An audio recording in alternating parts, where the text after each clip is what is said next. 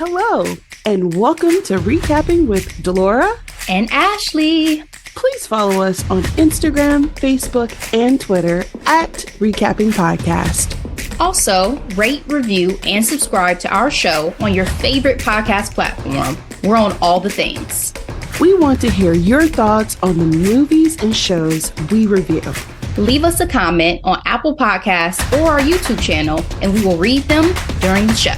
Or reach out to us on social media. We love talking all things entertainment and pop culture with you. Thank you guys so much for listening. Thank you. Hey, Ashley. What's up? What's up? How are you doing today? I'm doing good. Ready to get into some love. How are you? Same. Like, we've talked about this briefly on the pod, but it's been such a long time. We've had a rom-com that's genuinely good, like this good, and I am so excited to be recapping today's movie, Voicemails for Isabelle. It was released June 19th, 2026. It's rated PG-13. As I mentioned, it is a rom-com, an hour and 58 minutes. Here's the summary. Jill copes with her sister's death by leaving her voicemails chronicling her chaotic life in San Francisco. When the number is unknowingly reassigned, an exclusive Austin real estate agent begins receiving the hilariously confessional messages. Here's the cast. We have Jill, played by Zoe Dort. Wes, played by Nick Robinson. Nick Offerman as Chef Bastone. Isabelle, played by Sierra Bravo. We have Leah McKendrick as Brita. She's also the director and writer of this movie. Looking at Rotten Tomatoes, critics gave this film 88%. The audience score is 87%. And Google users gave this movie nothing because it's not found on Google right now. But overwhelmingly positive reviews for this movie. Ashley, what's your grade for Voicemails for Isabelle? So, since we chatted about this as a part of our Hidden Gems section, I've already said a little bit of my piece. I said a little bit about it as well to tease at the end of last week's episode. If you guys have not listened just yet, please do. Voicemails for Isabelle is definitely in my canon now of rom-coms. Thoroughly enjoyed it. Really enjoy Zoe, usually in all of her roles. Love me some Nick Robinson ever since Everything, Everything. One of my favorite younger leading men in these rom-com situations. He's so cute, so adorable. I think they had fantastic chemistry in this film together. I love their real life history of knowing each other since they were teenagers. And I think having the balance between familial love as well as romantic love made this very grounded and beautiful and not like Disney fairy tale princess type of feel to it. Very much giving more modern Frozen vibes, which I loved because I do think some of the times that I roll my eyes at some of the rom-coms is the lack of realism of some of the situations that we find ourselves in. And I feel like this one was very grounded a lot in more emotional reality, especially.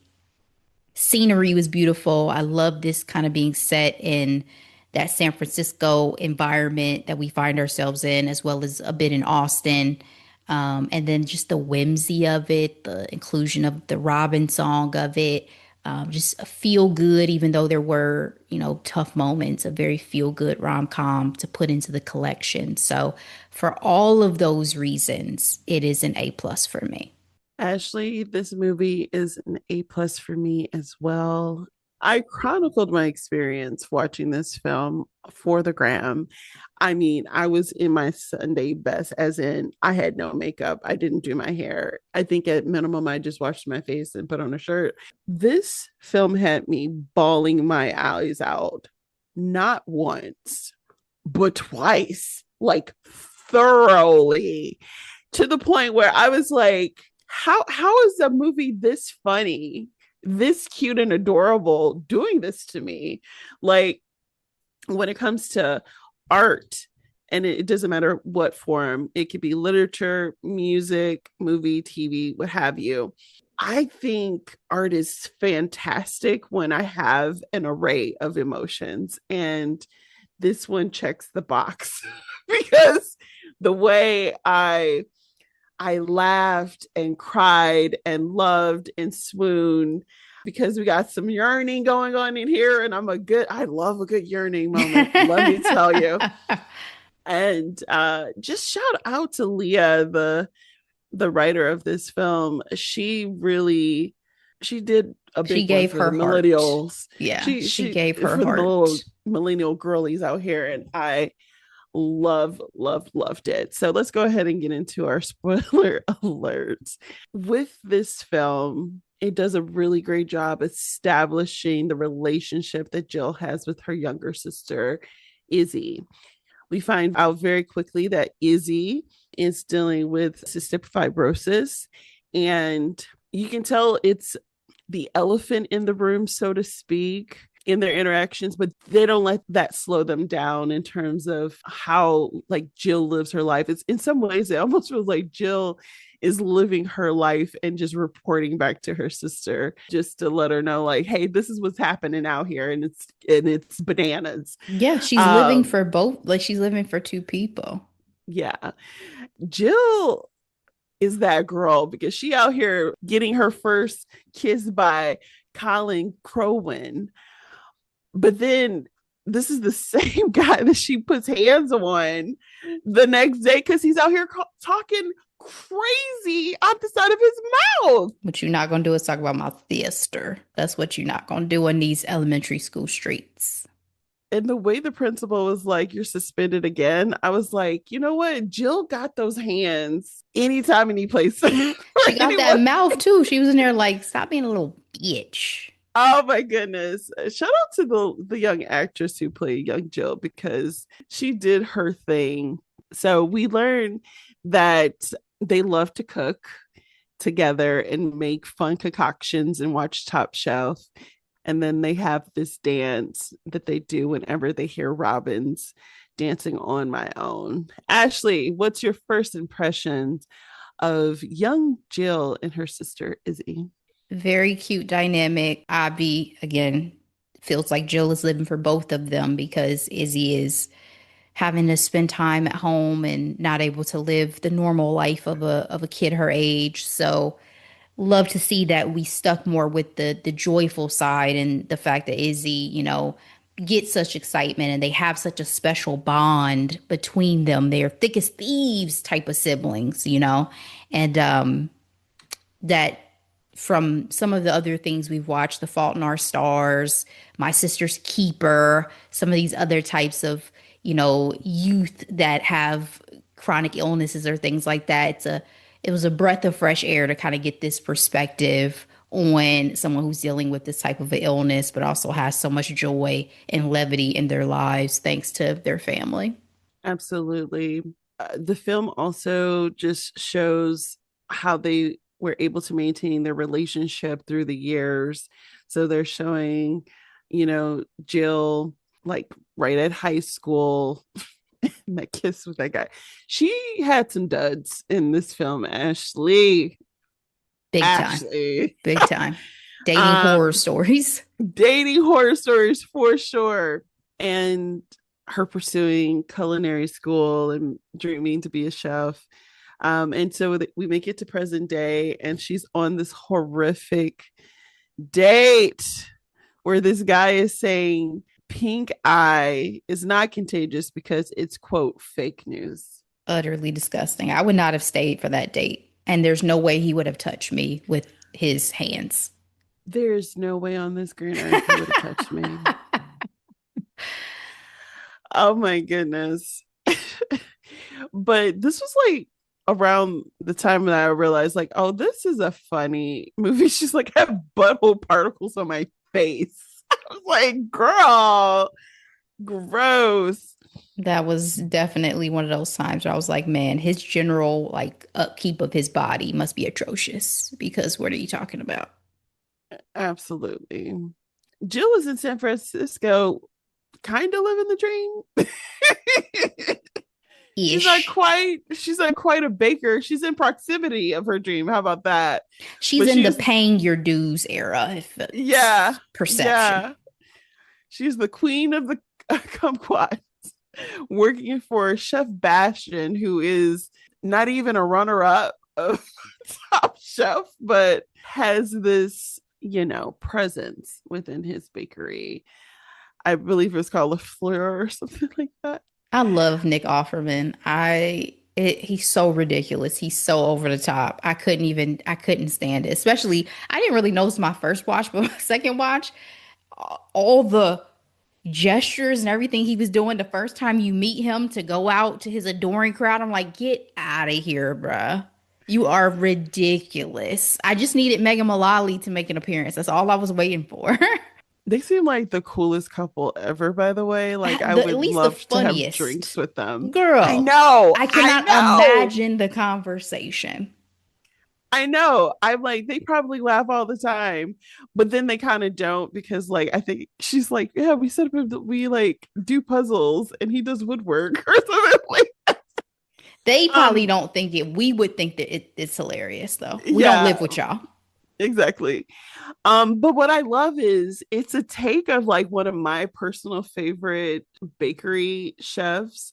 He's French. His account on Instagram is called Cedric Grolet, and he does the big thing by himself and then he'll serve it out to the people in the streets. I haven't heard any awful things about him, so I hope he's not a butthole, but I'm telling you, what is the deal with these kitchens, right? And the strict, Toxic. it just seems so toxic. It And it's like is. they're up all night, they're on Yeah. their feet, and they're being terrorized.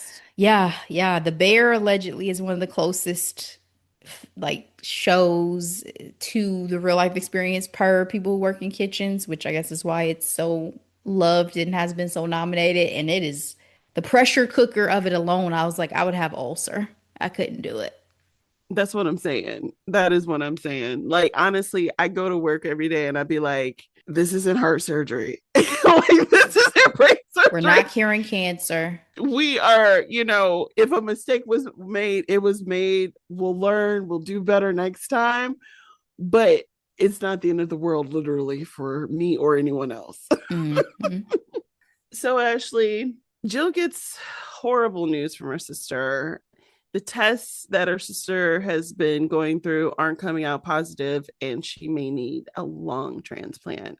And so I feel like this film does do a good job. Like, again, what Izzy is going through is very much present, but they are able to find the light, the pleasure of life despite, the circumstance.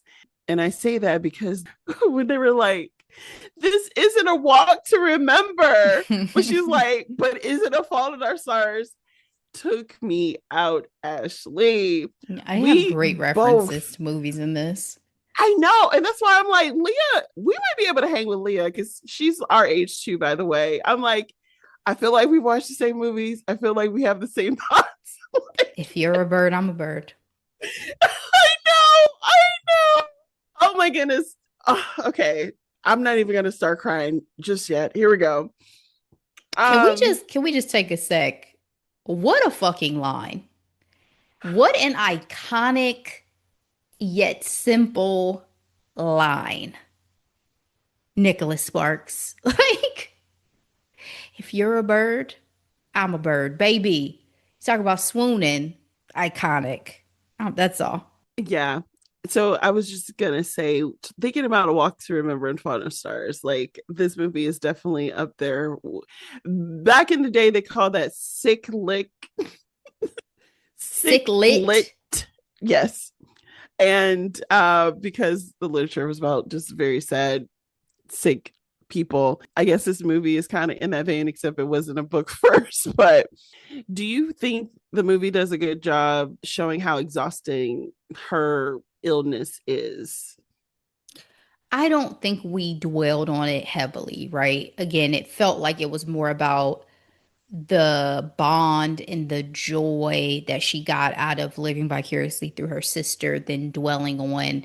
I mean, I think we got one glimpse or maybe two glimpses of a hospital the entire film. You know, we didn't sit in that, we didn't sit with her in that hardship. Even when as a kid she was in the hospital, you know, they get up and they do their dance.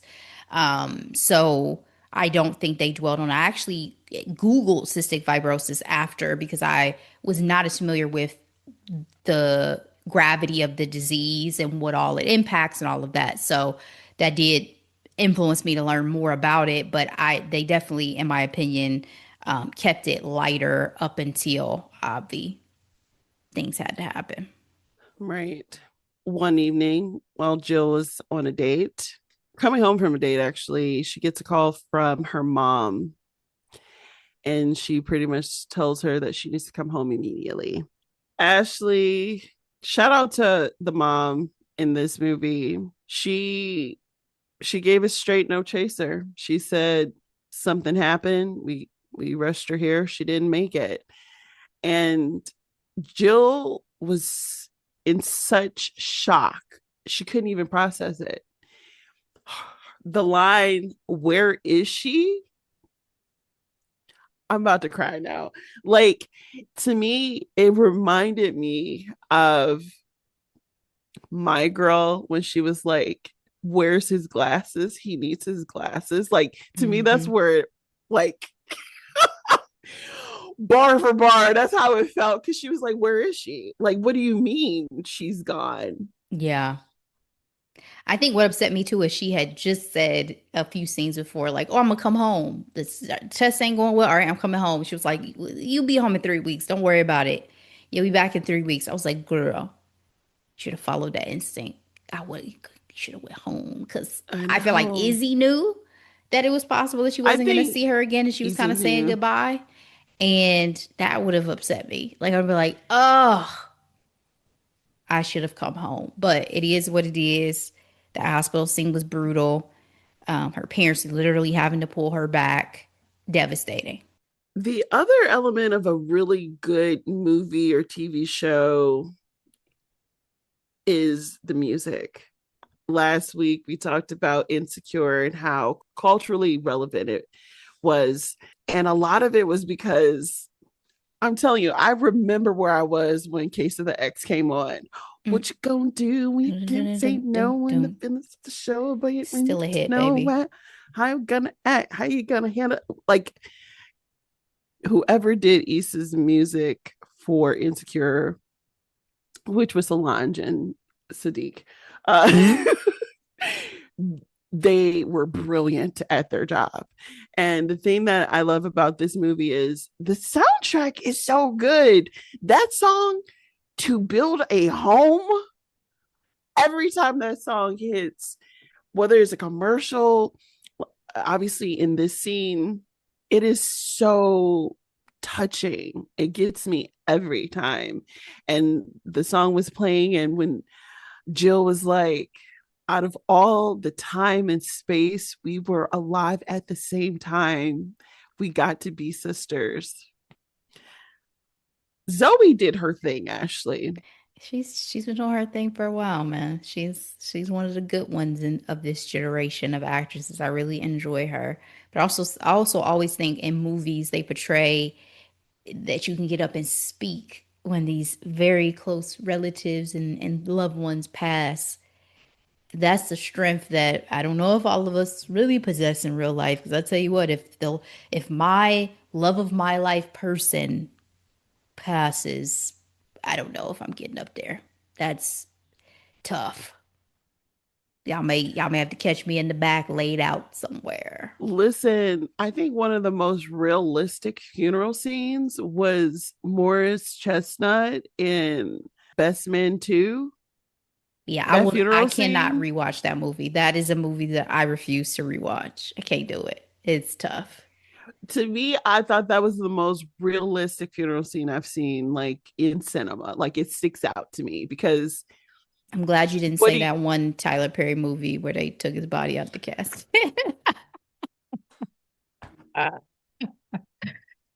Utterly ridiculous, bro. was that Divorce in the Black? Yes. Oh my god. Yes. I'm over here trying not to ball Ridiculous. out because Morris Chestnut was like practically about to jump in the ground with her. Like it was. Oh, That's tough. Like I've seen in real life people like you cannot close the lid of that casket while they're in the room. You know what I mean? oh no, People no, lose it. So yeah, nah. It's again the movie is adding the levity and make doing a good job of it, but realistically that'd be very, very tough. that's real. Well, I feel like it was a bit unclear what the timeline was when Jill started just leaving the messages because at first we would see her listening to um the messages that Izzy left her, but soon enough when she wanted to give Izzy an update, a life update, she started leaving messages again and we are introduced to West in Austin.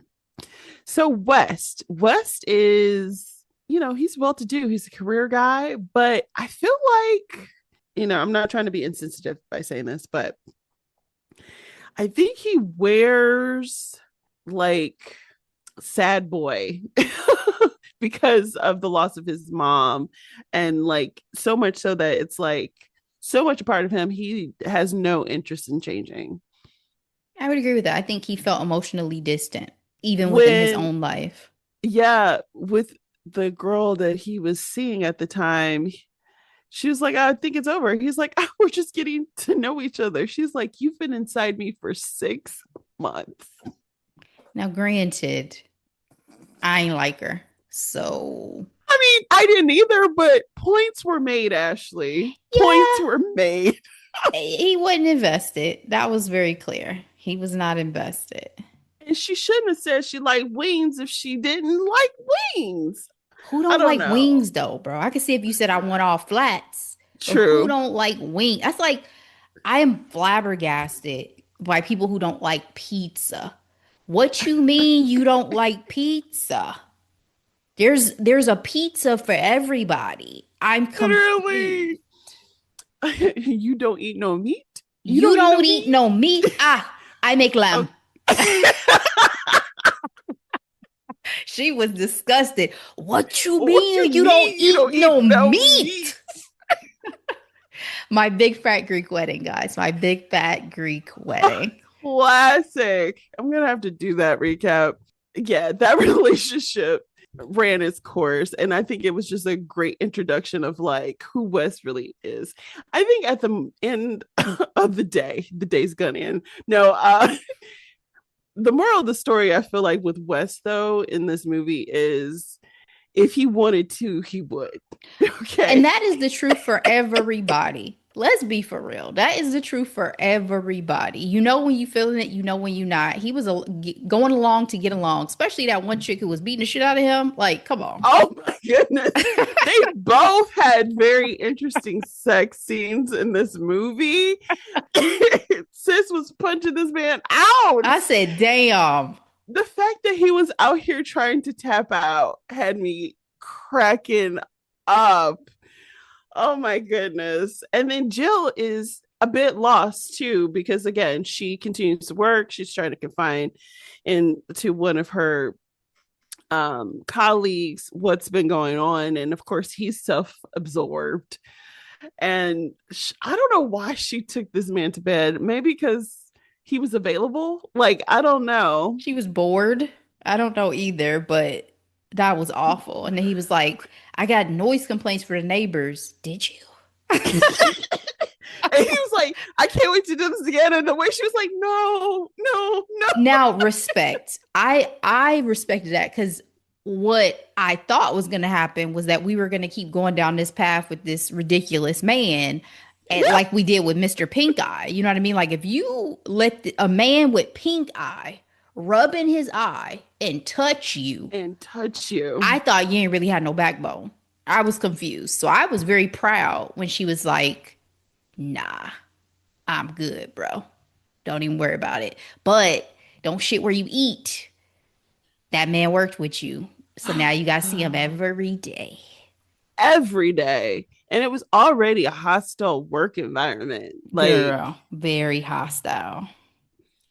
And all men and just you and one other lady. yep.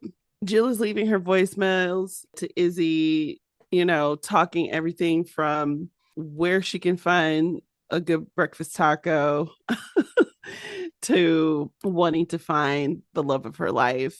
One of the most interesting part of her dating situation is one day she was just minding her business. She said that she was on a dick cleanse, Ashley. And Tyler, I want to say this. He inserted himself into this woman's life. Okay. She was sitting by herself at that coffee shop, minding her business. He Mhm. decided to say something. He invited her over to talk to her. Then, when his date actually showed up, she decided to leave, and have him, Respectfully. yeah, enjoy his date. He followed her outside the coffee shop, asked for her number. She said, no, let me give you my number. Doing a lot. Doing the most. But I have to say, in this interaction, though, when they started playing Daddy's Home, it took me out. I was like, oh my gosh, I love it. I love it. And you know what? They actually went on a date.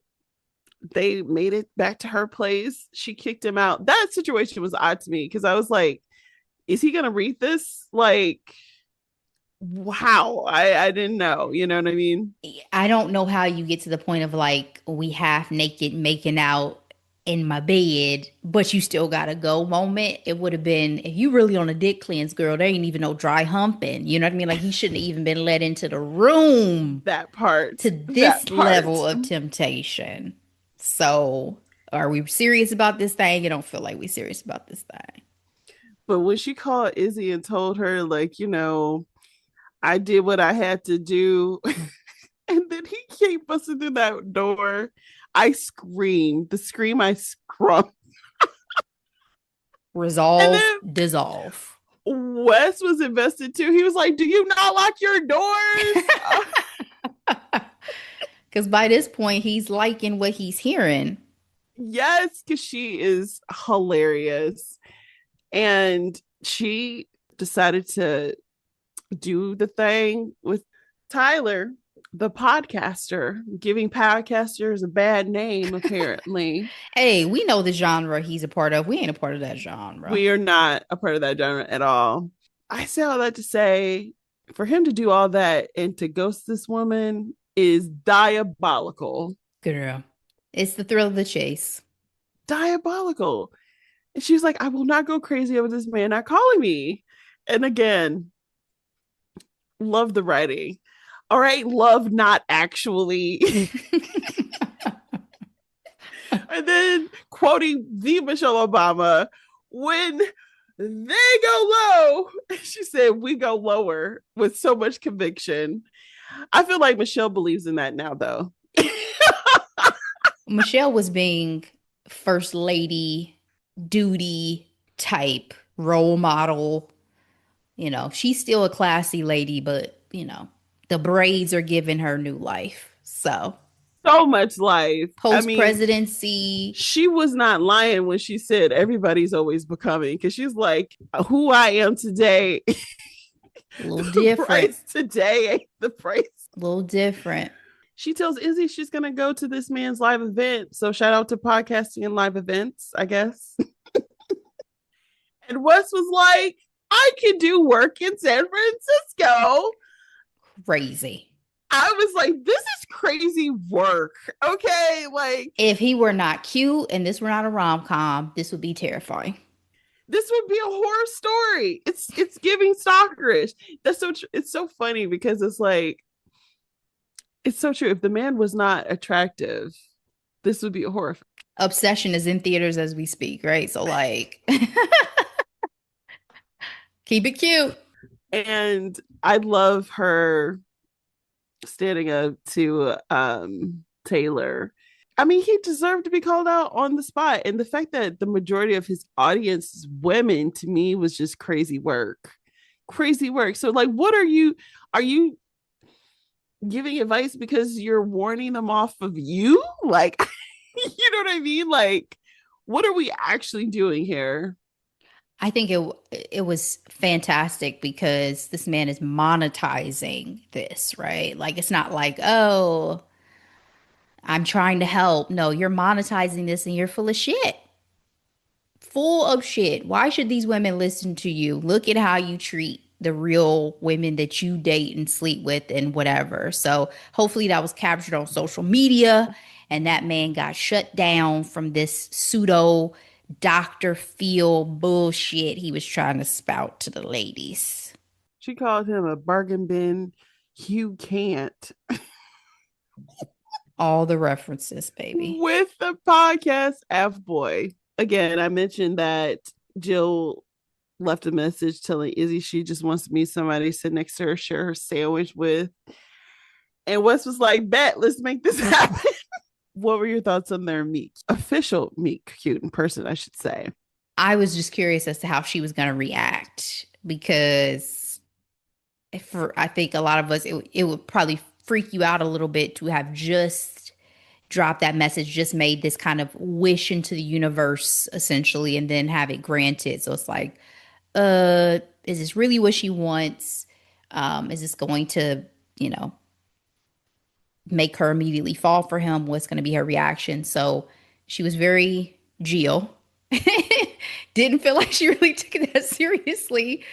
Very much in her elements, like, all right, cool, do your thing, right? I think, and I want to speak to a little bit later too. She says certain things, but it's really more so about her bond with her sister than like this knight in shining armor showing up in her life whatsoever, you know.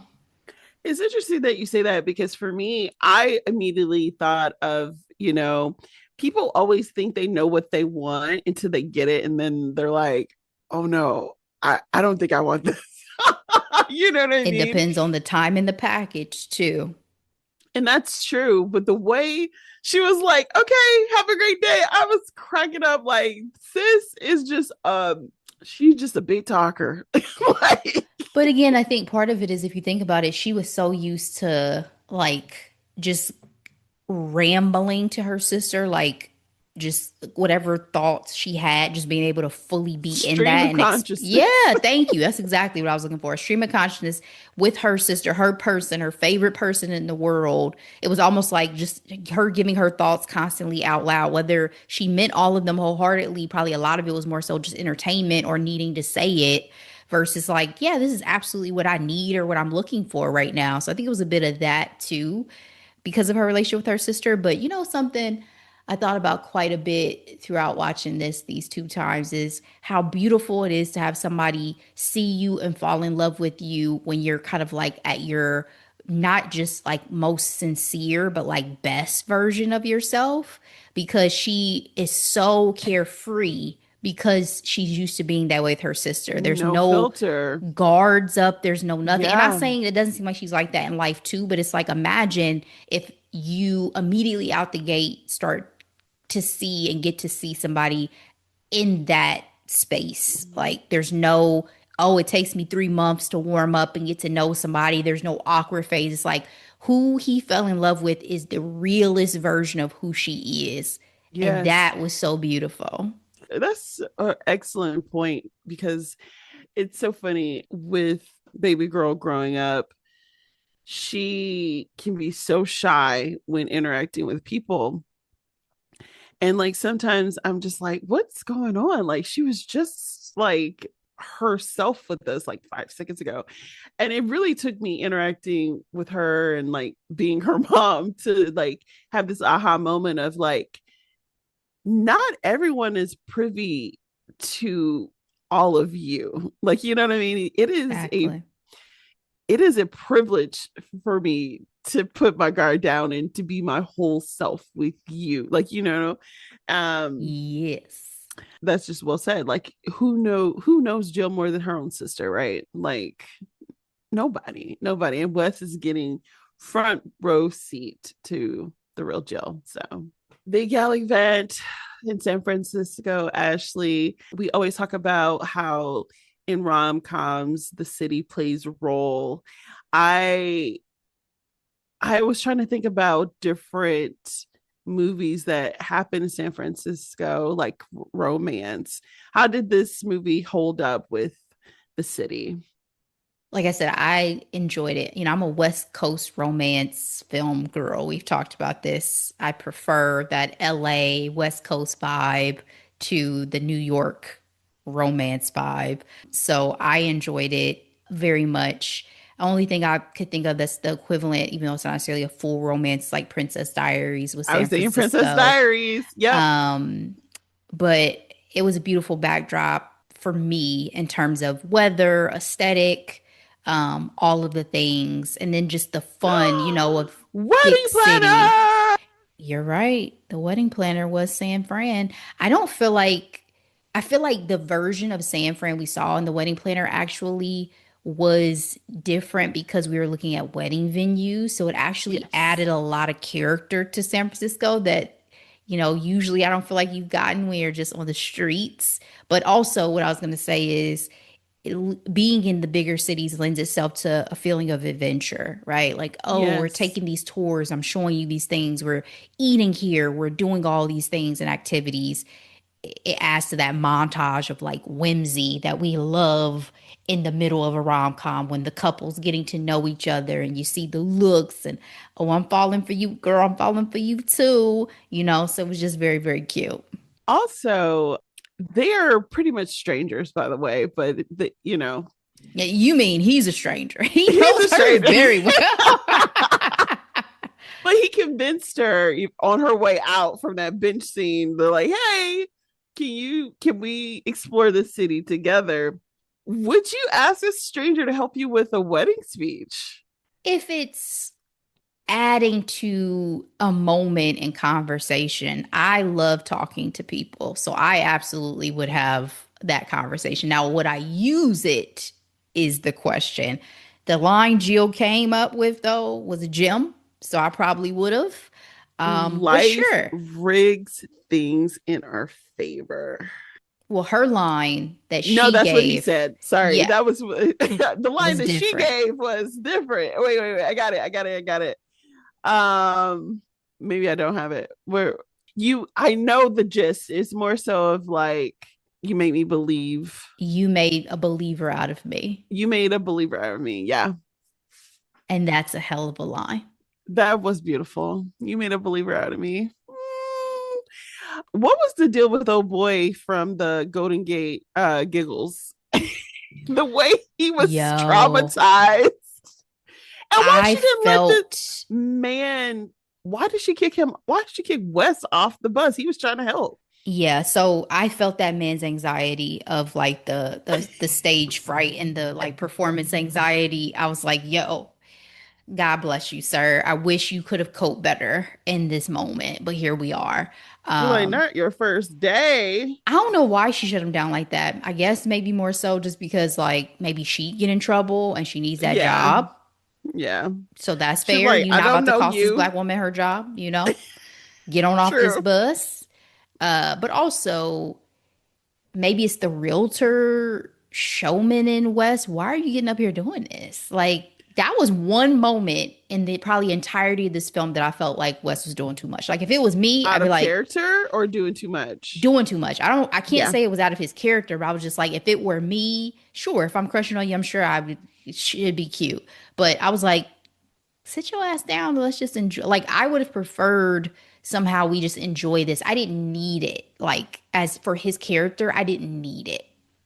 No, I kind of felt the same way because I was just like, what is he doing? Why don't y'all just finish this ride and, you know, go on to your next thing? I But think it's the black in us too. It's like I'm not why I'm not about to put myself in this position, you know? Like listen, sit your ass down. speaking of the black in us, I feel like us as a people, we tend to mind our own business. Yeah, Like, cause sit your ass down. it's like, this ain't got nothing to do with me.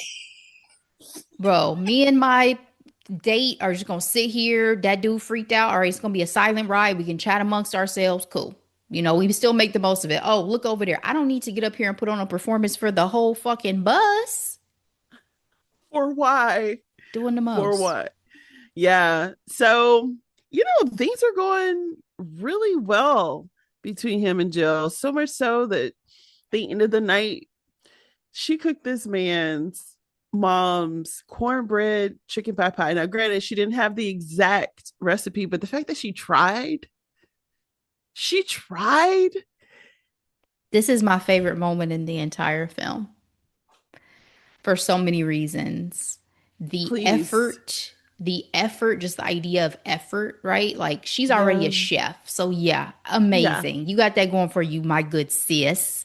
But the idea that you would put in the effort after already fixing her pre-prepared meal, right? She had her entree, she had her dessert, and yet and still she incorporated your mama's pot pie, your favorite thing.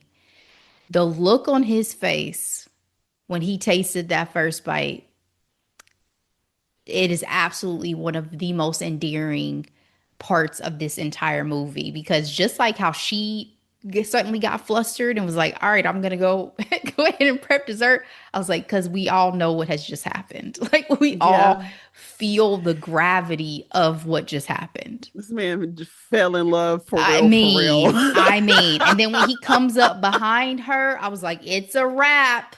It's so Call it real. a day. One of my absolute, if not probably my absolute favorite part and moment in the film. I thought it was so beautiful. And it would be one of those things to me in like a real relationship that would be so foundational Yeah. to them, beyond the chemistry, like, oh shit, I think you might be the one, like, Yep. damn. Well said. And I thought it meant a lot that she felt comfortable enough to fall asleep with him. You know what they say, like your person is Safety. not, yes, the person when it comes to men, don't be running for those butterflies because that's your nervous system saying, I don't know if he's safe. You in danger, girl. But if you can calm down and go to sleep and you feel safe enough with this man, that's major. The one who regulates your nervous system. It was so sweet though. He was like, I watched Top Shelf with you. Like, He uh, also, to his credit, he tried to tell her the truth. He can't he help she did. fell asleep. That's where I was getting at. Cause at the end of the day, he was like, I need to tell this woman. I appreciate that. He was like, I can't get in those draws until I do. Yes. And shout out to her cute little tomato dress, by the way. Yes, She was so cute. adorable. So cute. He has to go back to Texas, but he invited her to his cousin's wedding. And she said, yeah. So, I mean, that's kind of big. It's not every day you inviting just any old body to a wedding. Hell yeah. Uh, wedding date's always a big deal. Shout out to that movie also being available on Netflix. Love, love, love that movie. Um, I rewatched it. oh, did you? I was like, I was going to, I I mean, I just own it didn't. on DVD, but because y'all put it in my face, I know. sure. If it's there, I'm going to watch it. Sure. I'll watch one of my favorite rom-coms. Absolutely. When he pushes her against that car, His whole swag in that film is unmatched. the kids call it aura. It is palpable. It I is said, there's something about sex workers, baby, because living your truth and you're living it well. per reach. Things are changing at the bakery. A baker lost their job, so there's opportunity there. So I'll leave that there, and then let's go ahead and talk about this wedding scene. Okay, Wes gives this beautiful speech. the part that I took, and it was not necessarily what she gave him, is just the story and the lore behind his cousin and his now wife, and how it's like he's always on time, and they were meant to meet and be together. And my favorite line from his speech was, life breaks things in our favor. It reminds me of my favorite quote that I'm paraphrasing from The Alchemist. It's like the universe conspires to work in your favor kind of deal. Things are going swimmingly between Wes and Jill. I think it's so sweet that he always offers up his jacket whenever she's cold. But that was not the move, apparently, that day, because things were going so well. Jill wanted to talk to Izzy and leave a message. And lo and behold, she found that her sister's number was Nick's number. And she's like, you knew everything? Like you knew about the bench, you knew about like literally everything. Ashley, you know, Wes' cousin and his wife kept telling her, like, you need to tell her. It was like giving Major Aladdin vibes, like, you need to tell her, okay? Is there a lie that someone can come back from? Like, this is obviously a lie of omission, right? What are your thoughts on, like, how do people even redeem themselves after something like this? Because it's a major betrayal. And my Yeah. favorite part, let's not forget it. She's like, I was talking to my sister not because I was talking to the universe saying I need a man. She said, I wanted my sister back. Just so we're clear, okay? Second favorite scene in the entire film. Shout out to her upper lip sweat. I felt like it added to the gravitas of the situation. Yes. Um, I love this scene, and this goes back to what I was saying earlier about the idea that she's so used to giving her sister her unfiltered thoughts at any given moment in time, but it is about connection with her sister more than about anything else. Like she said, I would have smoked crack when I was a kid if I thought it would have made my sister laugh. So it's entertainment value, it's whatever. It has nothing really to do necessarily with everything she's saying is based in absolute fact or truth. So I appreciated and loved that clarification, even for the audience. Because, like I said, I'm not a big fan of that white knight shit. So let's bring it back to the love of my sister and let's be for real. Like Yeah. you would be a nice to have. I don't need you. So just let's be clear. But also, is can a lie be? Can you come back from a lie? Sure, if that person is willing to engage with you after said lie, and it depends on the intention behind it. It depends on the damage that that lie might have caused. Because again, this is a betrayal because it's a violation of her trust with something that is the biggest thing in her life, the near and dear to her heart thing is leaving voicemails for her sister. So, I mean, she could have never spoken to you again and she would have been well within her rights. Absolutely.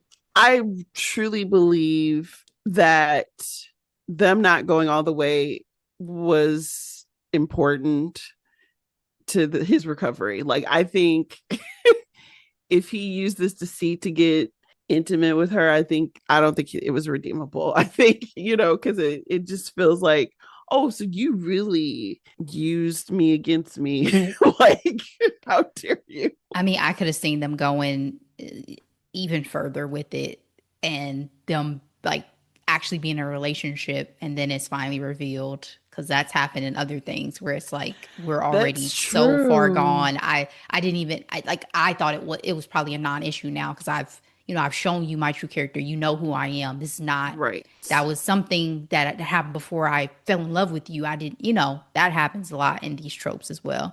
But That's in true. this case, I do think it lended itself to like his character, his integrity a lot. Yeah.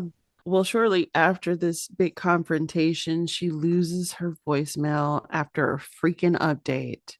Fuck you, Apple. That made me so sad. Wes obviously is devastated because he has no idea how he can. recover what he lost in terms of trust and just Jill in general.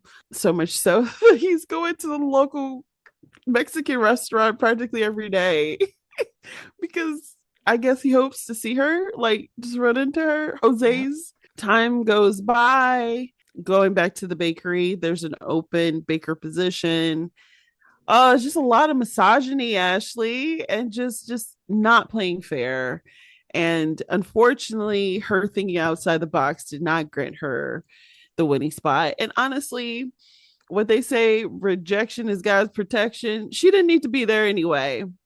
To know that Bastone was willing to lie to get old dude, I forget his name, Jeffrey, I want to say his name is. It don't matter. It don't matter.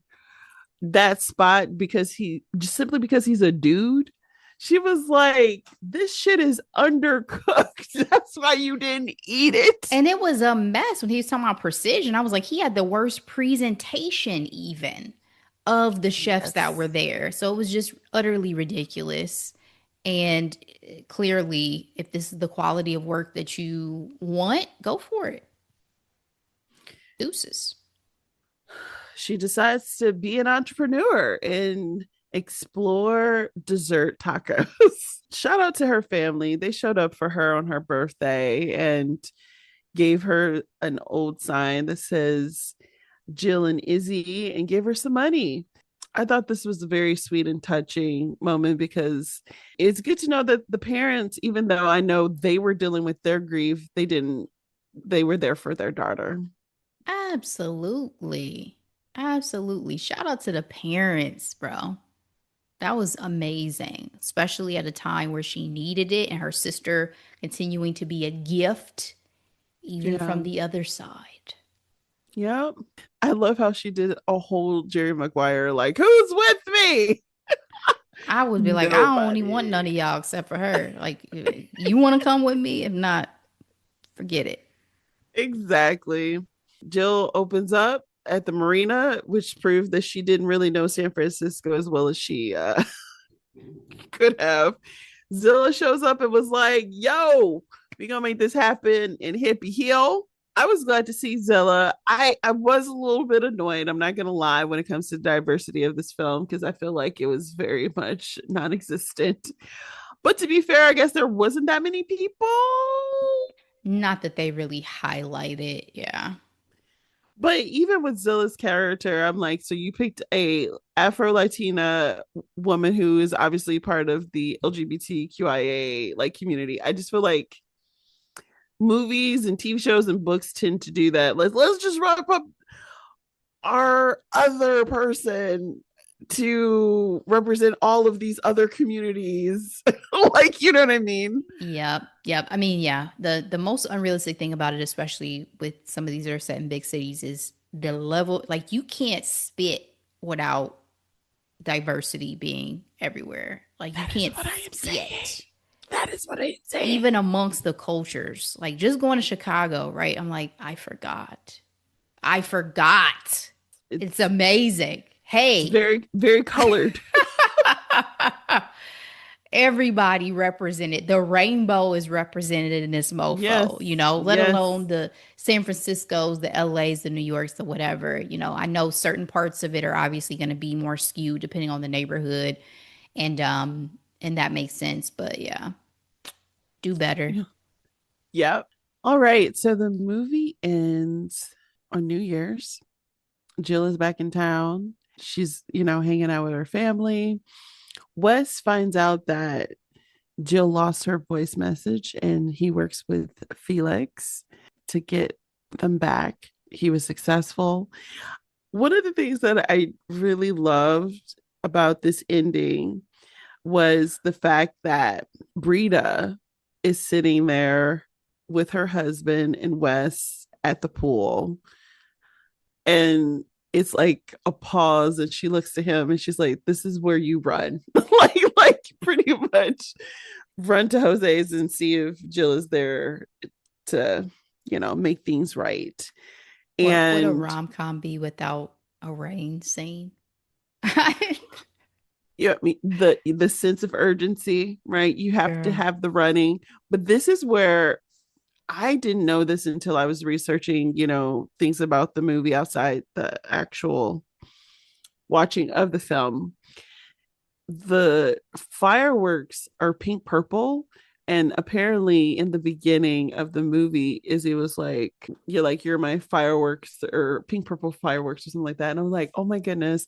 And then the movie marquee, it says showing Sleepless in Seattle, which is a movie that was very much influenced by Leah's writing. Yep. The director actually has a video on Instagram talking about these Easter eggs that you'll find throughout.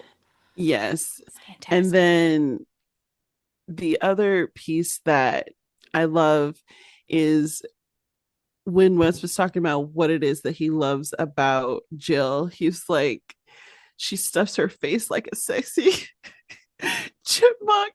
And then when he sees her at the restaurant, she's stuffing her face. It was so cute. It was so cute.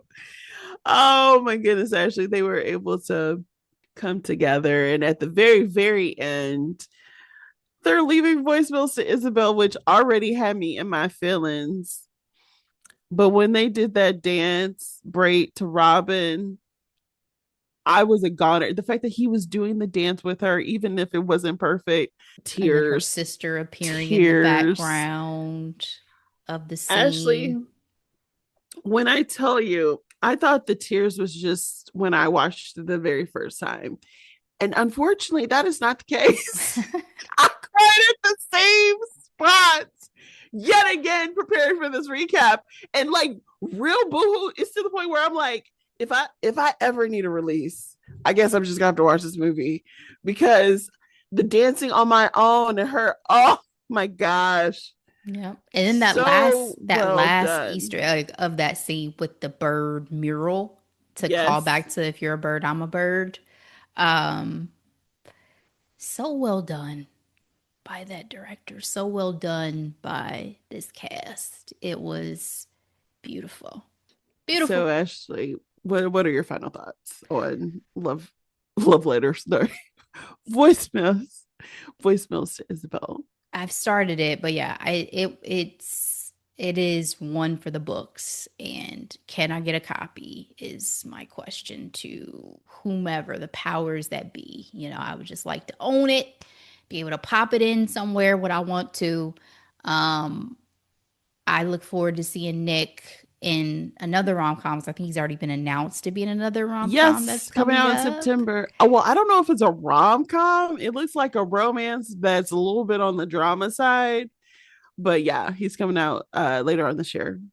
It makes me, I have to rewatch everything because I just absolutely love him in that And film. shout out to him being in a better movie because he was also in Damsel. We recapped that with Yeah, Millie he was Bobby Brown, and he was trash. garbage, He was trash. garbage. Terrible, terrible.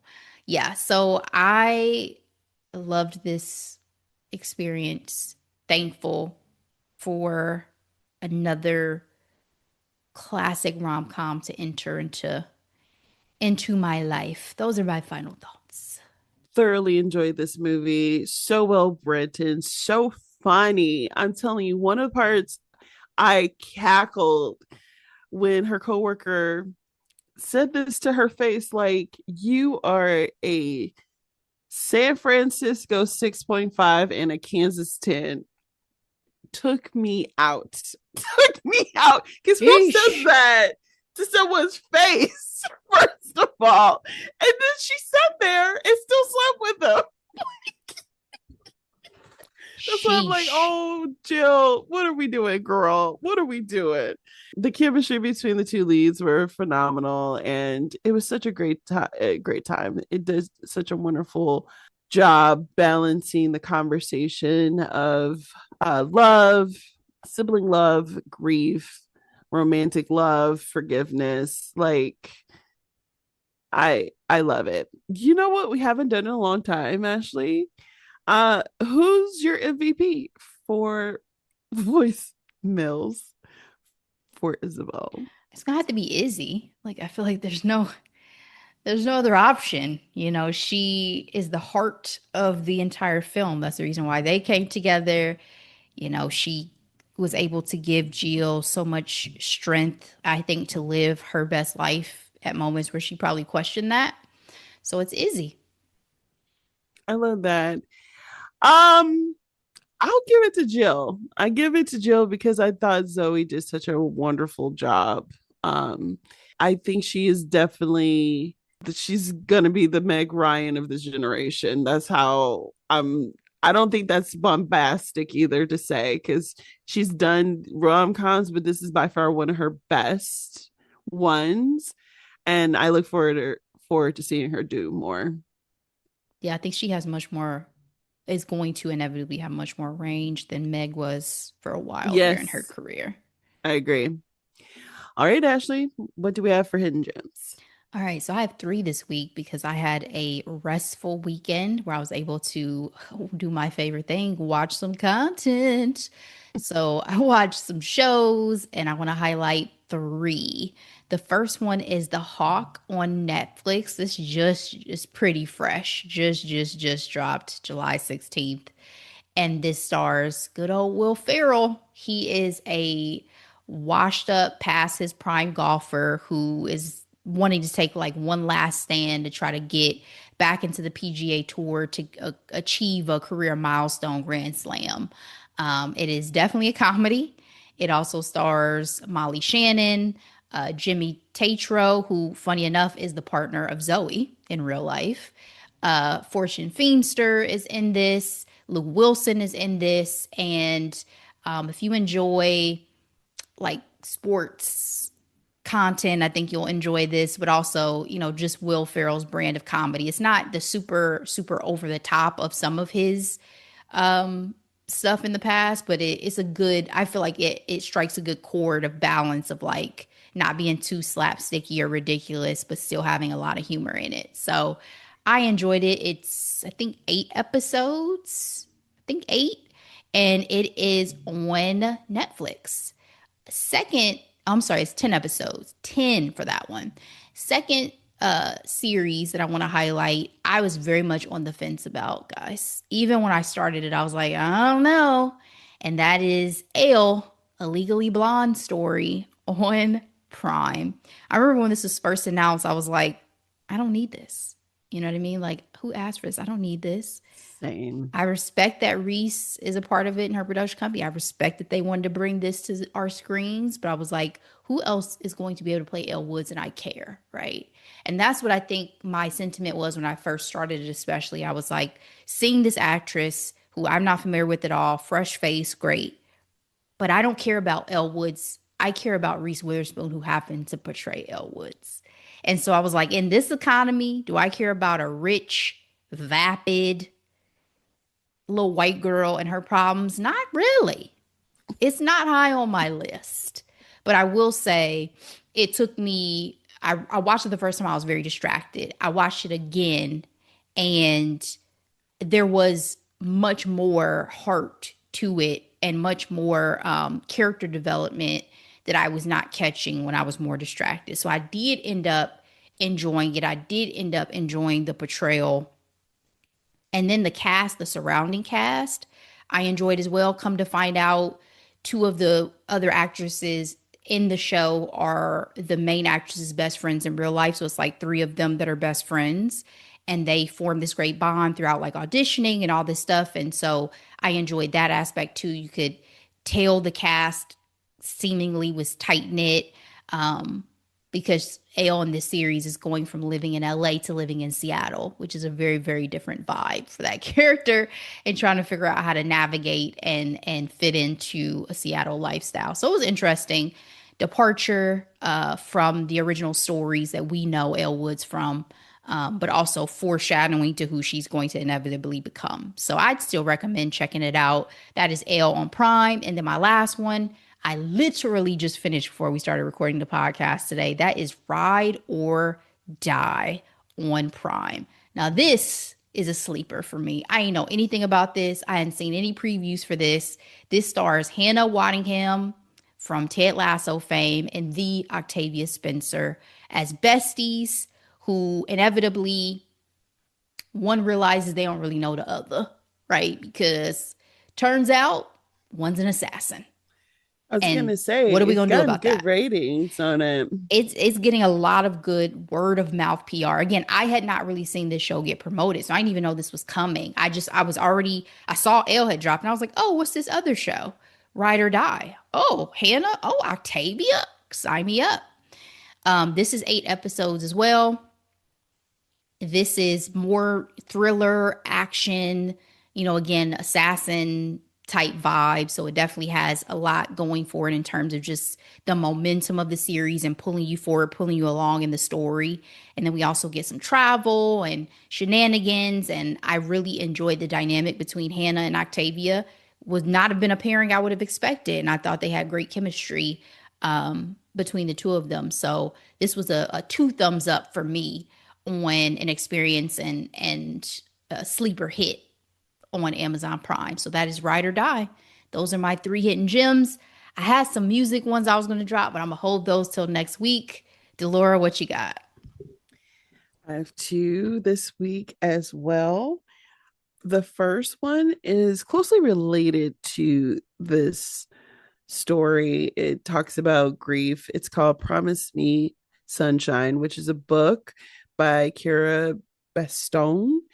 It follows a young lady who lost her best friend and how she's navigating. And it is a love story. So she runs into a man through one of her babysitting gigs, and they pretty much form an unlikely connection in like helping her process her grief. Like he becomes a shoulder she can cry on, and it's a beautiful story because he's very steadfast and he himself is dealing with grief as well. And yeah, it's really well done. It was hard to get through when I read it because it was so sad, but I didn't cry in it though. So that if that helps.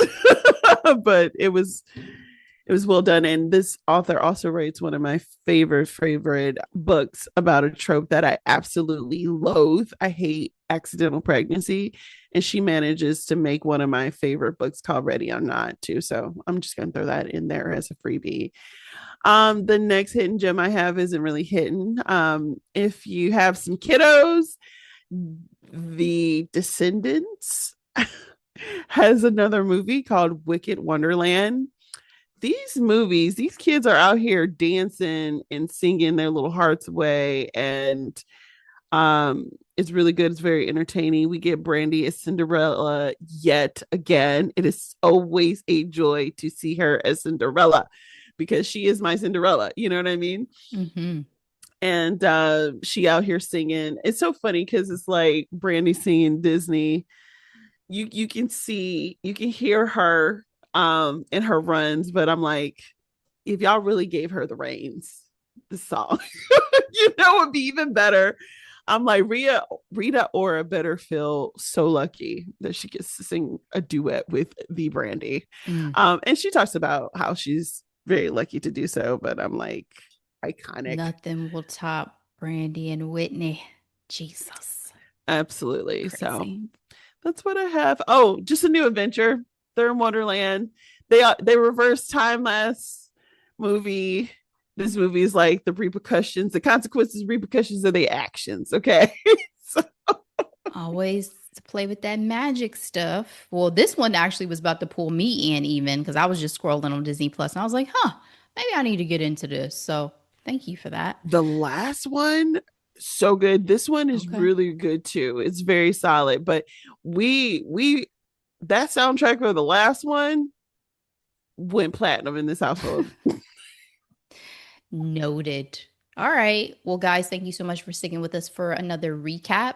Let us know your thoughts on voicemails for Isabelle or any of the hidden gems that we chatted about today. Keep us posted on anything you're enjoying out in these streets. We'd love to hear from you. Share this episode out with everybody you know. We appreciate it. We'll be back with more in headlines and hot topics. But in the meantime, as always, be blessed. Bye.